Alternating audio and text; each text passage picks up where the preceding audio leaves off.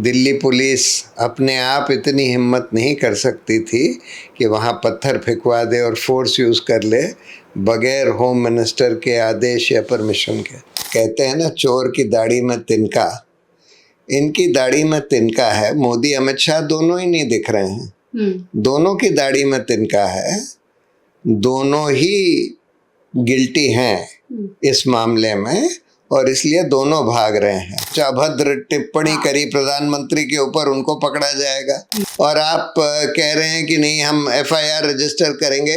Defamation की complaint तो court में जाती है और प्रधानमंत्री को खुद कंप्लेंट करनी पड़ेगी। ऐसे पुलिस इस तरह से एक्शन नहीं ले सकती। कंगना रनावत अच्छी महिलाओं के बारे में बात कर रही है। मतलब ये लोग अब बस जो सरकार चाहती है, जो प्रधानमंत्री चाहते हैं वही बोलते हैं। उनके ये लोग बिल्कुल पिछलग्गू बन गए हैं। हम लोगों के एंटी करप्शन आंदोलन से भाजपा को फ़ायदा हो गया, भाजपा पावर में आ गई, चुनाव जीत कर, और मोदी जैसा शख्स प्रधानमंत्री बन गया जो बिल्कुल कम्युनल फांसीवादी, मतलब बहुत नीच तरह का आदमी है। मेन स्ट्रीम मीडिया तो पहली बात तो पूरा सरकार का एजेंडा चलाता है, सरकार का प्रोपेगेंडा करता है, भाजपा का प्रोपेगेंडा करता है। इनके ये टुकड़ों, सरकारी टुकड़ों पर और सरकारी खौफ से चलने वाला गोदी मीडिया जिसको कहा जाता है, ये लोग सब बेनकाब हो चुके हैं। इनका अब सोशल बहिष्कार किया जा रहा है। लेकिन अगर ये लोग अपनी इस रवैये से बाज नहीं आए तो एक दिन वो भी आएगा जब ये लोग पिटेंगे। नमस्कार, मेरा नाम निकिता है और आप देख रहे हैं बोलता हिंदुस्तान। इस समय देश में बहुत सी चीज़ें चल रही हैं। एक तरफ संसद का शीतकालीन सत्र चल रहा है, दूसरी तरफ कॉकरोच जनता पार्टी सरकार के नाक पे चढ़कर देश के शिक्षा मंत्री का इस्तीफा ले लेते हैं। उसके बाद प्रदर्शन खत्म हो जाता है और अब जो मामला है वो खुल के सामने आ रहा है कि प्रदर्शन के बाद कार्रवाई हो सकती है। इस पूरे सिलसिले में हमारे साथ बात करने के लिए सुप्रीम कोर्ट के वरिष्ठ अधिवक्ता प्रशांत भूषण जी हैं। आप सब इन्हें जानते होंगे। हम इनसे जानेंगे कि सुप्रीम कोर्ट के जो सुप्रीम कोर्ट से एक मामला, एक टिप्पणी आई थी, उसके बाद से जो प्रदर्शन, सर बहुत बहुत स्वागत है आपका बोलता है हिंदुस्तान पे। सर, जिस तरह से सुप्रीम कोर्ट ने एक बयान दिया, सीजेआई ने बयान दिया, कॉकरोच कहा, उसके बाद हमने देखा कि किस तरह से प्रदर्शन होता है, फिर उसके बाद जब लाठीचार्ज किए जाते हैं, उसके बाद उसी को लेकर के सुप्रीम कोर्ट का दरवाज़ा देखा जाता है कि सुनवाई कीजिए, इस पे देखिए किस तरह से दिल्ली पुलिस ने बर्बरता की है। लेकिन सुप्रीम कोर्ट की तरफ से कहा जाता है अभी समय नहीं है इन सब चीज़ों के लिए। इस पे क्या?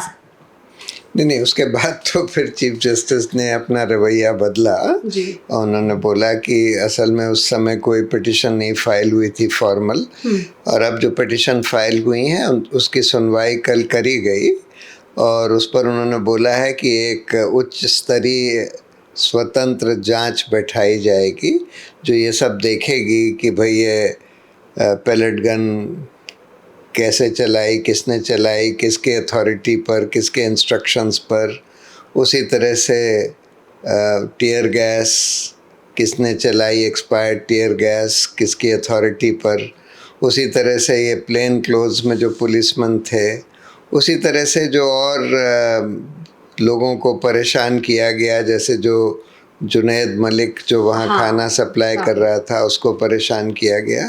इन सब की जांच होगी और जो लोग जवाबदेह हैं उनको जवाबदेह ठहराया जाएगा, उनके खिलाफ कार्रवाई करी जाएगी। ये उन्होंने बोला और साथ में ये भी बोला कि जो बच्चे हैं 18 साल से नीचे के माइनर्स, उनको अगर पुलिस ने गिरफ्तार किया है उनको छोड़ दिया जाए और बाकी भी जिन लोगों के खिलाफ कोई आपराधिक पृष्ठभूमि नहीं है उनके खिलाफ कोई कोर्सिव एक्शन ना हो, यानी कि उनको अरेस्ट वरेस्ट ना किया जाए। ये सब वैसे तो खैर सरकार ने जब कॉकरोच जनता पार्टी से अग्रीमेंट किया था उस समय कह दिया था कि भाई किसी प्रदर्शनकारी के खिलाफ कोई कार्रवाई नहीं करी जाएगी, जो भी कार्रवाई शुरू करी गई है वो वापस ली जाएगी। सारी सरकारों ने ये बोला है। केंद्र सरकार ने भी बोला है दिल्ली पुलिस की तरफ से, और उसके अलावा जो राज्य सरकारें हैं जैसे कोलकाता की, बिहार की, आसाम की, सब ने बोला है कि हम कोई प्रदर्शनकारियों के ऊपर कार्रवाई नहीं करेंगे। लेकिन फिर भी हम लोग देख रहे हैं कि कार्रवाई अभी भी चल रही है, अभी भी पकड़ धकड़ चल रही है। कल का ही मामला इलाहाबाद में हाँ, एक वीडियो देखने को मिला। नहीं, इलाहाबाद का तो मुझे ठीक पता नहीं क्या हुआ। एक तो खैर दूसरा प्रोटेस्ट हुआ था जिसको जैन अल्फा कहते हैं, वो फतेहपुर में। हाँ, वो तो यूपी वो दूसरा था। तो अब देखने की बात है कि सरकार क्या करती है। लेकिन एक के बाद एक सारे खुलासे होते चले जा रहे हैं कि पैलेट गन चलाने का आदेश एक डीसीपी, दिल्ली पुलिस के डीसीपी ने दिया पैलेट गन यूज़ करने का। उसी तरह से ये जो एक ट्रक, पत्थरों भरी ट्रक जो वहाँ पार्क कर दी गई, वो भी दिल्ली पुलिस के मालखाने में थी, जंतर मंतर पुलिस स्टेशन के मालखाने में थी। उसी को लाके 20 तारीख की सुबह वहाँ पार्क कर दिया गया।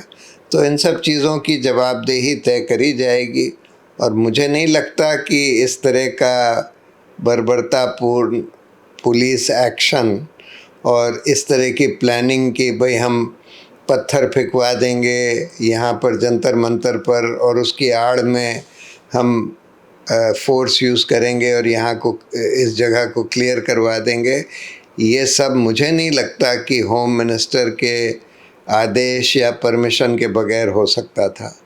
दिल्ली पुलिस अपने आप इतनी हिम्मत नहीं कर सकती थी कि वहाँ पत्थर फेंकवा दे और फोर्स यूज़ कर ले बगैर होम मिनिस्टर के आदेश या परमिशन के।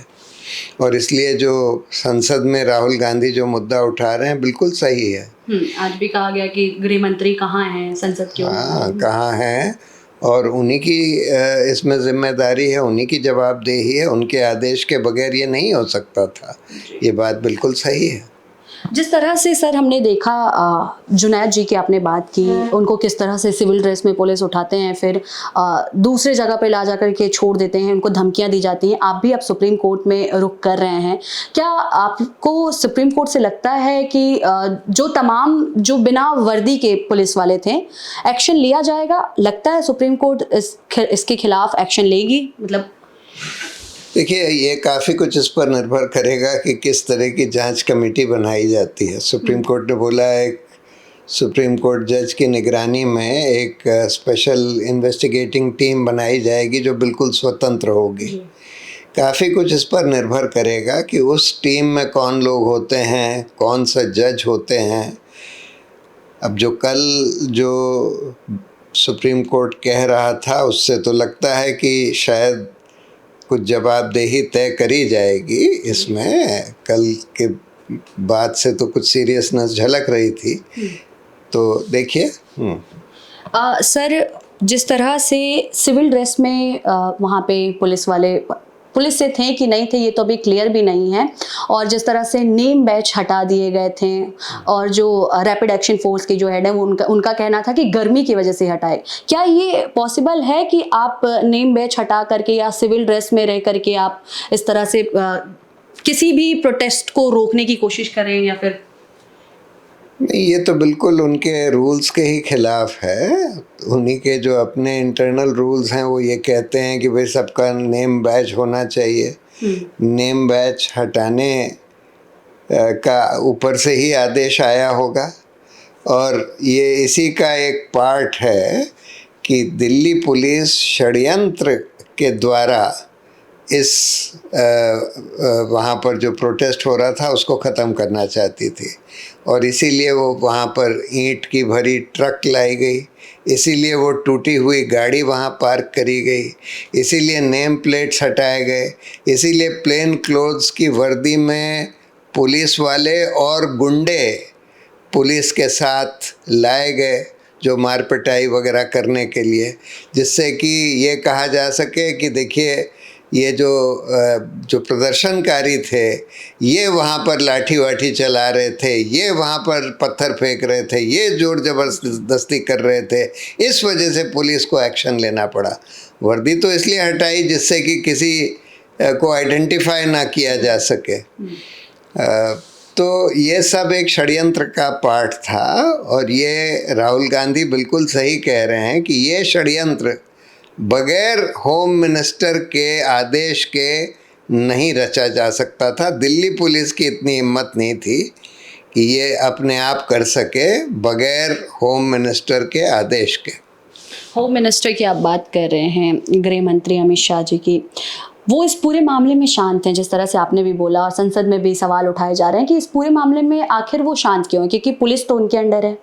और जिस तरह से बर्बरता दिखाई दी गई संसद में आकर के, विपक्ष के तमाम सांसद कह रहे हैं कि चर्चा होनी चाहिए इस मामले पे, और वो अभी भी पूरे नदारत हैं, कहीं दिख नहीं रहे हैं पूरे शांत। इस पे क्या स्टैंड है अमित शाह जी के ऊपर? क्या होम मिनिस्ट्री तो उनके ही अंडर है। देखिए, जिसके दाढ़ी में तिनका होता है वही भागता है। जिसको कहते हैं ना, चोर की दाढ़ी में तिनका, इनकी दाढ़ी में तिनका है। मोदी अमित शाह दोनों ही नहीं दिख रहे हैं, दोनों की दाढ़ी में तिनका है, दोनों ही गिल्टी हैं इस मामले में, और इसलिए दोनों भाग रहे हैं। और अभी भी इन लोगों ने ये जो पुलिस एक्शन है प्रदर्शनकारियों के खिलाफ, उसको रोका नहीं है। अभी भी जगह जगह पकड़ धकड़ चल रही है।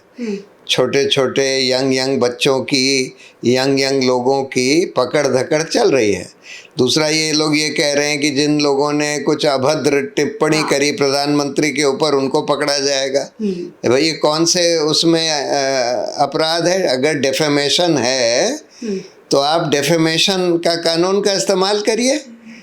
आप इस तरह से उनके सोशल मीडिया पोस्ट को टेक डाउन कर रहे हैं, और आप कह रहे हैं कि नहीं, हम एफआईआर रजिस्टर करेंगे। डेफेमेशन की कंप्लेंट तो कोर्ट में जाती है, और प्रधानमंत्री को खुद कंप्लेंट करनी पड़ेगी। ऐसे पुलिस इस तरह से एक्शन नहीं ले सकती जिस तरह से ये ले रहे हैं। एक सवाल सर, आरएसएस के एक सेवक हैं टीजी मोहनदास, उनका बयान आपने काफ़ी सुना होगा, काफ़ी चर्चा में है कि वहाँ पे जो प्रदर्शनकारी थे, मैं चाहता तो मैं 4 घंटे में ख़त्म कर देता, गोलीबारी करता, लाशें अस्पताल में करा देता। फिर जो वहाँ लड़कियों के लेकर भी बहुत आपत्तिजनक बयान दिया गया है, उस पर क्या अभी जो देश की तमाम मीडिया तो खैर, सुप्रीम कोर्ट जो है या फिर खुद सरकार में जो बैठे लोग हैं, हालांकि उन्होंने अब मना कर दिया कि इससे हमारा कोई वास्ता नहीं है, सबके अपने विचार होते हैं। नहीं, ये देखिए, ये आरएसएस के बहुत श्रेष्ठ पदाधिकारी रहे हैं मोहनदास जी, और ये आरएसएस, भाजपा और इस तरह के जो लोग हैं, इनकी मानसिकता दिखाता है। कई और हैं, पिंकी चौधरी और दुनिया भर के लोग, जो कि अपना बड़ा छाती ठोक कर वीडियो पर बयान दे रहे हैं कि हम तो जाकर इन लोगों को मारेंगे। तो ये इन लोगों की मानसिकता है। ये लोग हमारे जो भी सरकार के ऊपर सवाल उठाता है उसको मारने पीटने के लिए उतर पड़ते हैं। ये लोग हमारे जो युवा लोग हैं उनसे घृणा करते हैं, महिलाओं से घृणा करते हैं, रेपिस्ट को सपोर्ट करते हैं। ये जो एजुकेशन मिनिस्टर बनाया है उसने भी बिल्किस बानो के जो रेपिस्ट थे उनको सपोर्ट किया था। तो ये तो पूरी मानसिकता भाजपा और आरएसएस के लोगों में कूट कूट कर भरी हुई है। हिंसा, गाली गलौच, घृणा महिलाओं से, युवाओं से, ये सब इनकी मानसिकता कूट कूट कर इनके दिमाग में भरी हुई है, और यही मानसिकता झलकने लगती है। उधर गुरुमूर्ति भी कह रहे थे कि जो प्रदर्शनकारी थे ये सब टेररिस्ट थे, ये थे वो थे, टीवी पर कह रहे थे।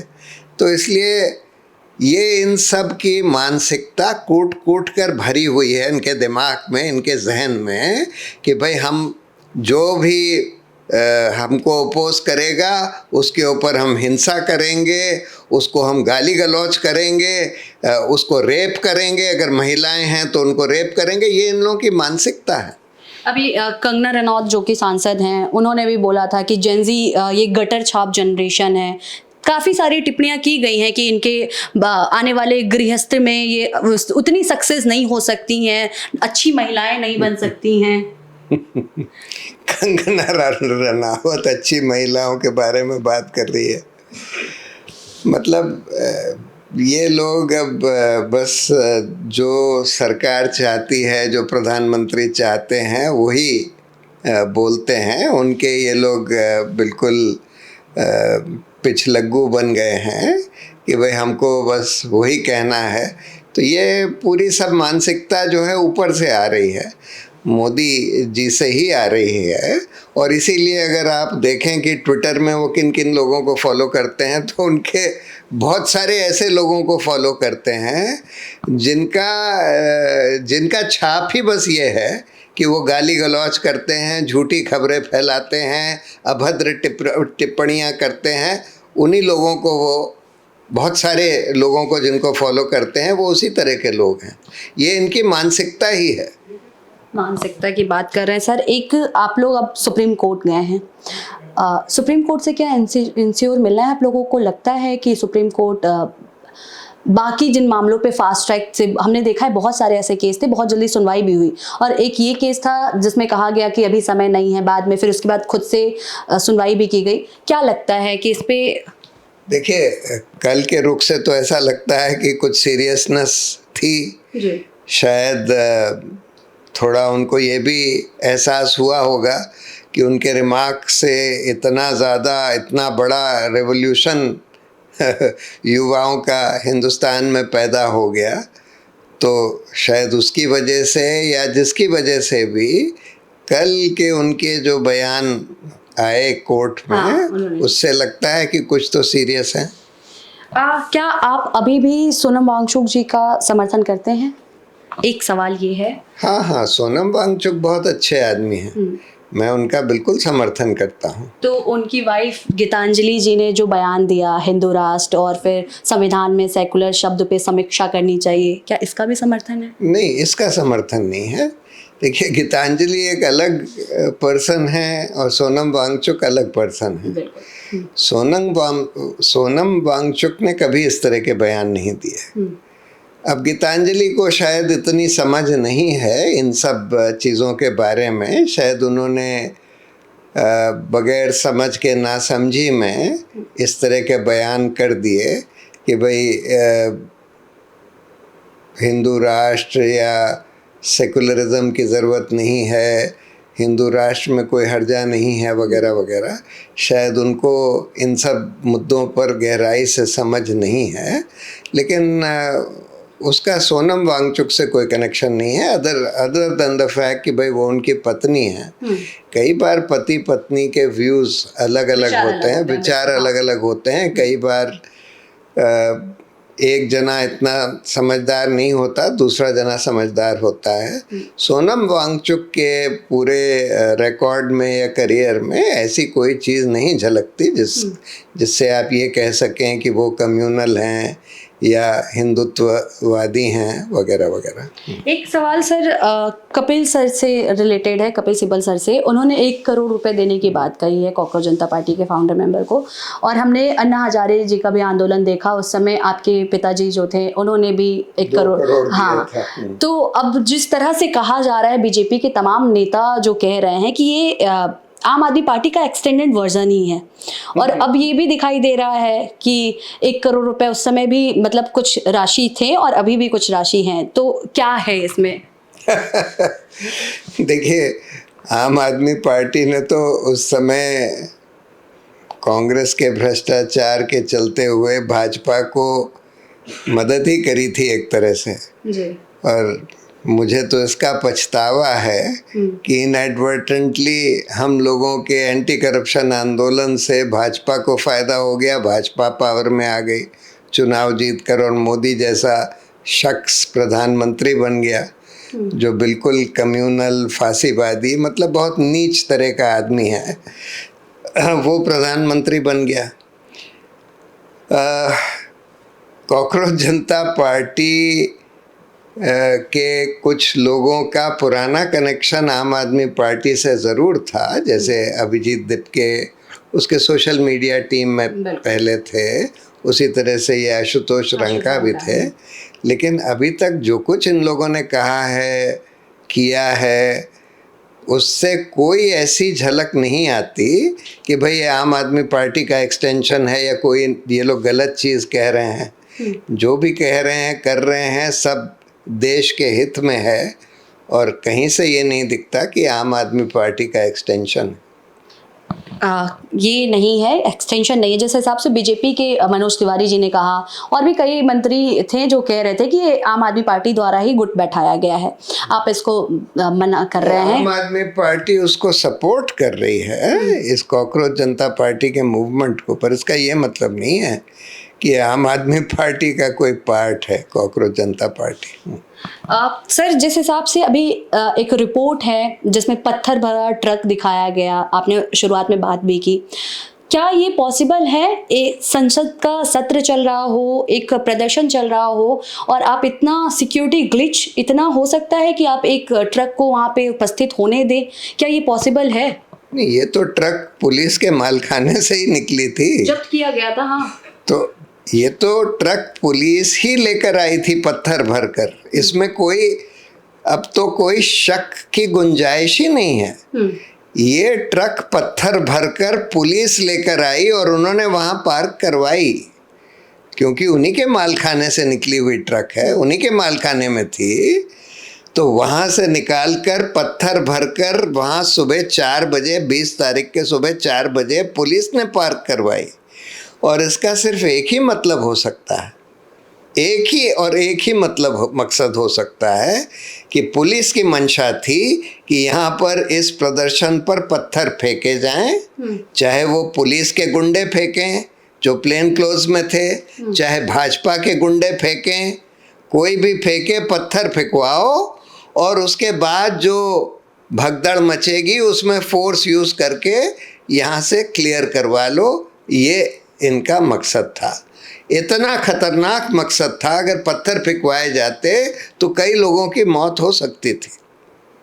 लेकिन इन्होंने पूरी प्लानिंग कर रखी थी और इसीलिए नेम प्लेट्स हटा दिए थे, इसीलिए प्लेन क्लोथ्स में पुलिस वाले भी और भाजपा के गुंडे भी घुसा दिए थे वहाँ पर। सारी कुछ प्लानिंग हो चुकी थी और इसीलिए ये आदेश दिया था कि बंदूक भी चलाई जाएगी, पैलेट गन्स भी चलाए जाएंगे, सब कुछ चलाया जाएगा। तो बहुत ही खतरनाक प्लानिंग थी इनकी, और जो फॉर्चुनेटली पहले बेनकाब हो गई, उसके बाद उन्होंने ज़रूर फोर्स यूज़ करी, पैलेट गन्स वगैरह भी यूज़ करे, ये सब भी बेनकाब हो गए कि दिल्ली पुलिस पहले झूठ बोल रहे थे कि नहीं हमारा इससे कुछ लेना देना नहीं है, लेकिन बाद में सब खुलकर आ गया कि डीसीपी ने आदेश दिया था। सर, लास्ट सवाल मेरा ये है कि आपने बोला कि ये जानबूझ के शांतिपूर्ण प्रदर्शन को उग्र करने के लिए ये सारा कुछ वहाँ पे रखा गया, करने के लिए नहीं, भगदड़ मचाने के लिए रखा गया था। जिस तरह से मीडिया में भी नैरेटिव चला प्रदर्शन संसद मार्च के बाद, मीडिया में भी एक जो मेन स्ट्रीम मीडिया उसमें नैरेटिव चलाया गया कि छात्रों ने पथराव किया, छात्रों ने वहाँ पे जो गाड़ियाँ लगी थी उसे क्षतिग्रस्त किया। मीडिया के नैरेटिव को कैसे देखते हैं और मेन स्ट्रीम मीडिया को कैसे देखते हैं सर? देखिए, मेन स्ट्रीम मीडिया तो पहली बात तो पूरा सरकार का एजेंडा चलाता है, सरकार का प्रोपेगेंडा करता है, भाजपा का प्रोपेगेंडा करता है। इनके ये टुकड़ों, सरकारी टुकड़ों पर और सरकारी खौफ से चलने वाला गोदी मीडिया जिसको कहा जाता है। लेकिन दुर्भाग्य की बात यह है कि ये लोग ऐसे ऐसे खतरनाक हिंदू मुस्लिम नैरेटिव वगैरह चलाते हैं जिससे देश का बहुत नुकसान हो रहा है। झूठ, हिंदू मुस्लिम नफ़रत फैलाने का एजेंडा एक दिन ज़रूर आएगा जब इन एंकरों की, मैं ये बहुत रिस्पॉन्सिबिलिटी से कह रहा हूँ, ये लोग सब बेनकाब हो चुके हैं, इनका अब सोशल बहिष्कार किया जा रहा है, लेकिन अगर ये लोग अपनी इस रवैये से बाज नहीं आए तो एक दिन वो भी आएगा जब ये लोग पिटेंगे। मैं ये नहीं कह रहा कि इनको पीटना चाहिए या पीटना चाहिए, पर मैं ये कह रहा हूँ कि जब इतनी नफरत हो जाती है जनता में इस तरह के लोगों के खिलाफ, तब फिर ये होता है, ये हर समाज में होता है कि फिर लोग पिटते हैं। शुक्रिया सर, बहुत बहुत बोलता है हिंदुस्तान के साथ जुड़ने के लिए सर।